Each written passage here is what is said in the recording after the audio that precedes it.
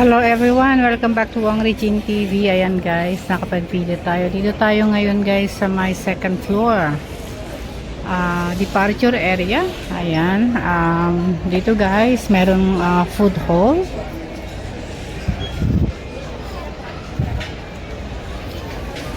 Tayo ay maghanap ng place na magtambay muna kasi 5 PM pa ang ating flight. Gusto ko halo-halo. Pero parang wala dito. So hanapin natin guys yung meron tayong, kasi napakalamig dito ngayon sa Pilipinas. Super lamig. Kailangan natin ng pangpainit. Actually kabaliktaran. Ayan, dito yung food hall. Okay, at walang aircon. Ang lupit. Walang aircon, walang air. Kanina guys, nagpunta ako sa OFW lounge. I'm not entitled guys sa benefit ng OFW lounge. Kasi wala akong maipakitang ano to, tawag nito, OEC. Kasi hindi naman natin kailangan ng OEC. Kaya eto guys, ako'y maghanap ng makainan. Sana yung may halo-halo. Kasi kailangan natin ng ice. Kailangan natin ng cold stuff na i-take. Dahil sa init ng panahon.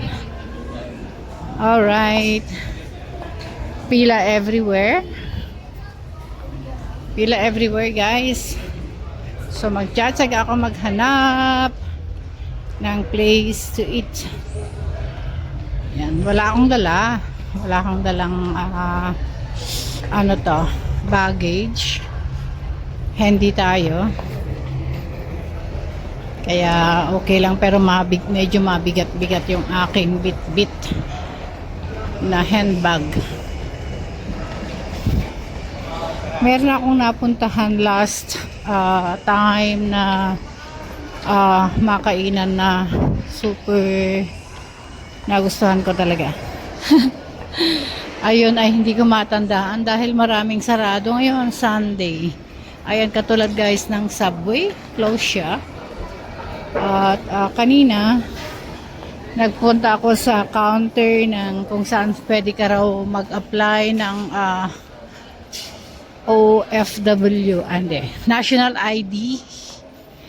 Pero ano yun lang pala guys, Monday to Friday yung kanilang counter. So next time kailangan kong itaon ng weekdays talaga ang pabalik, kasi ang sabi is napakadali daw yung pagkuha. Syempre guys, pag nasa Hong Kong na tayo, mahirap kumuha. So ano to, binalot.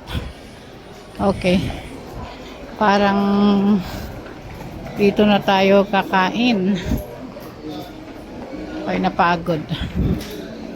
Well guys, maghanap ako ng makainan. Gusto ko talaga, meron akong nakita last time na may halo-halo. At ayun ang gusto kong puntahan uli. Kailangan makita ko kung saan yon, kung bukas ngayon or else wala. Ano yun eh. Daming tao. Daming tao. Medyo gutom na talaga ako. Gutom na. Shakey's, pancake house. Ayoko na yan, mga ganyan. Hanap tayo guys ng makainan. Ako'y gutom na. Hindi ako nag-breakfast officially kasi dami pang hinahabol kaninang umaga bago nagpunta ng Kawayan Airport. So ayan guys, mga to nagtatambay at I'm sure na nag-aantay din ng kanilang mga flights. Ayan, tulog. Oh. Okay. Maliit lang yun yung nakita ko last time eh. Baka naman sa loob. Pero sa loob parang baka mamaya guys eh wala akong magustuhan sa loob. Sa kaya dito mag-glance muna lang muna ako rito. Pilipi ang aking dila. Dito na ako maghanap ng kung kahit ano basta meron. Lunch tayo guys.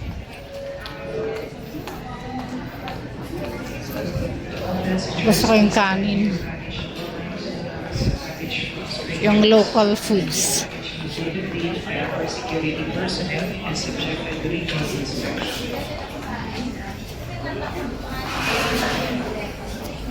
Mukhang maraming tao rito.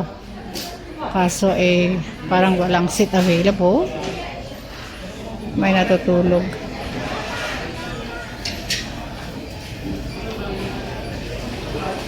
Parang wala namang mga service, parang mag-aantay. O kaya papasok na lang uli kasi mainit dito at maraming nagtatambay na hindi naman kumakain. Pipila tayo. So in that case guys, ako ay pupunta na lang talaga sa loob at doon na lang ako kakain at magantay. Ito naman let's see kung anong makain dito.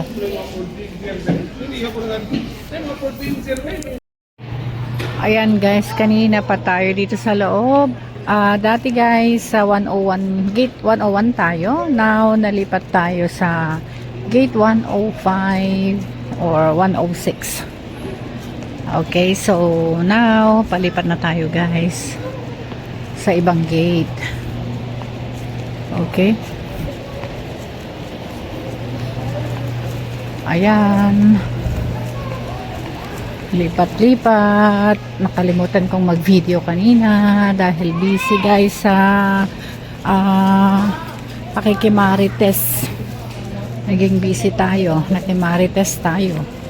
Ayun, doon tayo sa dulo. Sa dulo talaga guys yung ating sasakyan. Pinakadulo. ZE092 Macau is going on boarding. Ayan, tayo naman ay sa Hong Kong. Meron pa tayong 1.5 hours to go.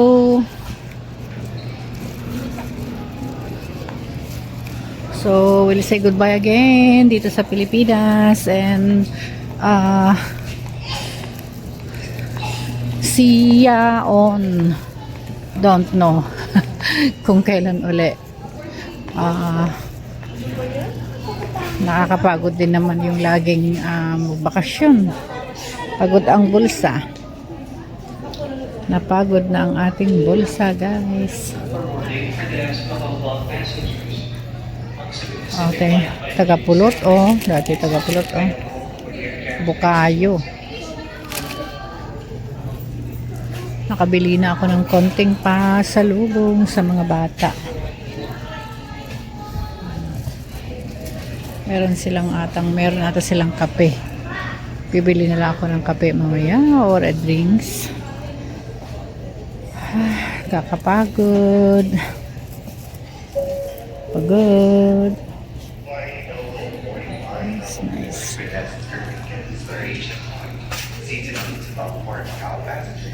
Love Philippines. Mga souvenirs.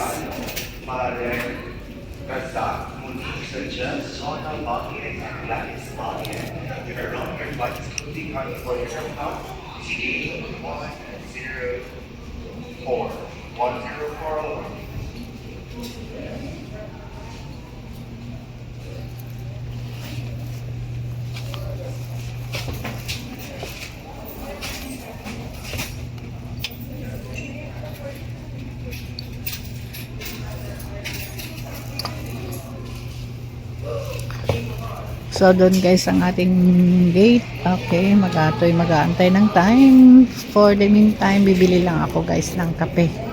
Dito tayo. Bili tayo ng kape guys. dito sa GCG Kim Pasalubong and Convenience Store. Tayo ay magkape. Bili ng pasalubong. And goodbye Hong Kong again soon.